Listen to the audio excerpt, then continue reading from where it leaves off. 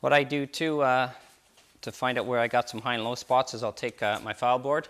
I got some 180 on there, and I'll just run that back and forth, crisscross, just block sanding.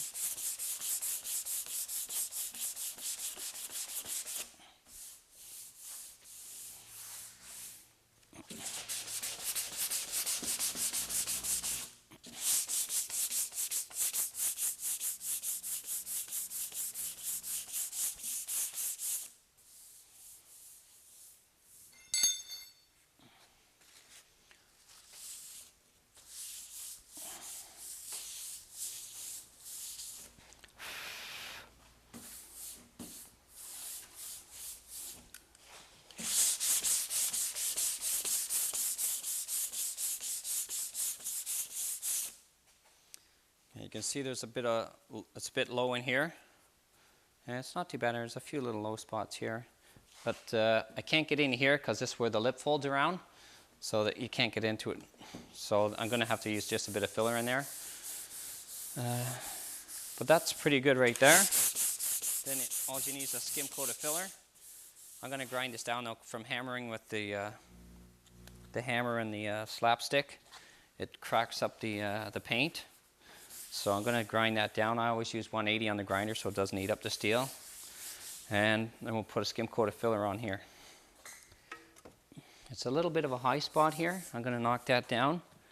And I'll use my hammer and dolly here, but I put a bit of tape on my dolly so it doesn't chip the paint underneath here.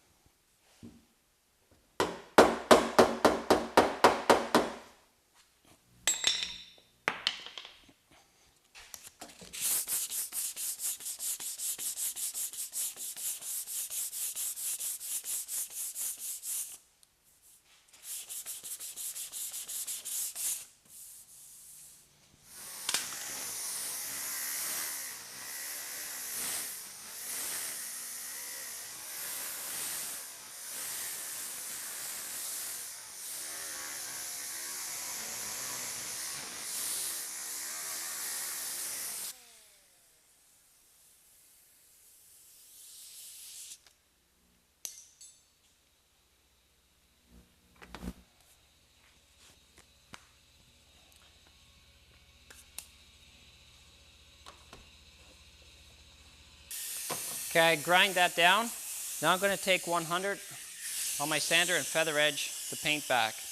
I'm going to do the clear coat, then you'll see the base, then the epoxy primer. So I'm going to take them back and leave about 1 inch, a half an inch in between the paints, like the clear. Then I'll leave a half an inch, you'll see the blue base, and then your epoxy. That's what they mean by feather edging.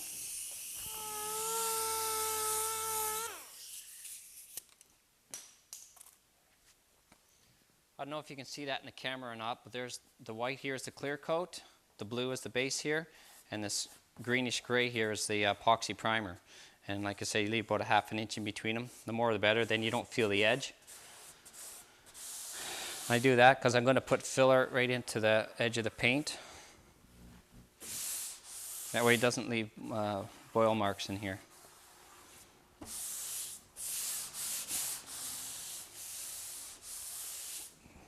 So I'll blow this off now, we'll mix up some filler and we'll put it on just this area here.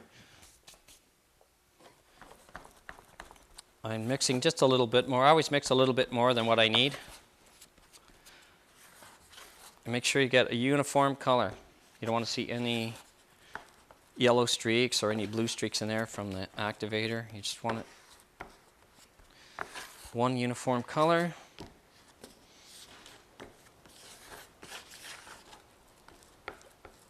And I press hard, get the air bubbles out of it when you're mixing it.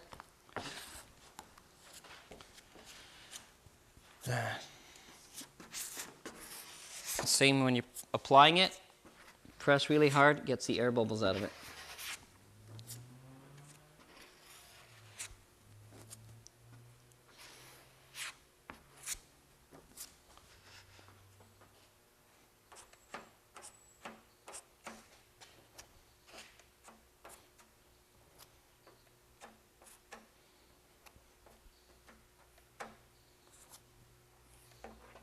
I got a piece of paper down on the front fender and across the front bumper and grill, just in case some filler drips.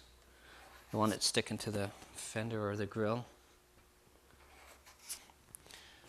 Once you got most of your filler on there and all your little low spots filled up, press hard on it, get all the air bubbles out. Then what I usually do is I just sort of form the filler to the hood. Make sure you get the same contour. There's just less sanding if you can get the right shape to it. Just saves a bunch of work later. We'll let that set up, and while that sets up, I'll clean the Bondo board off.